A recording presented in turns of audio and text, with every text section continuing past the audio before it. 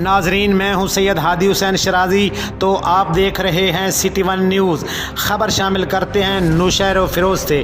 نوشہر و فیروز میں ہیپاٹائٹس کا عالمی دن منایا گیا۔ اس عالمی دن کے موقع پر سول اسپتال نوشہر و فیروز سے پریس کلب تک ڈسٹرکٹ ہیلتھ آفیسر ڈاکٹر مظہر عباسی، سول سرجن ڈاکٹر عبداللہ، focal person doctor Khadim Hussain, special hepatitis doctor نور الحسن مورو پاکستان، پیرامیڈیکل اسٹاف ایسوسی ایشن ضلعی صدر حاجی اشرف قریشی کی سربراہی میں احتجاج کیا گیا۔ اس موقع پر تمام ڈاکٹروں نے کہا کہ ہیپاٹائٹس ایک موذی مرض ہے جو صاف پانی نہ ہونے کی وجہ سے پھیلتا ہے۔ سرنج استعمال کرنا، آپریشن میں اوزار استعمال کرنا اور صاف نہ ہونے کی وجہ سے یہ مرض پھیلتا ہے۔ عوام کو خود ہی احتیاط کرنا ہوگا، جبکہ محکمہ صحت کے مطابق ہر سال یہ عوام کو بیدار کرنے کے لیے یہ دن منایا جاتا ہے۔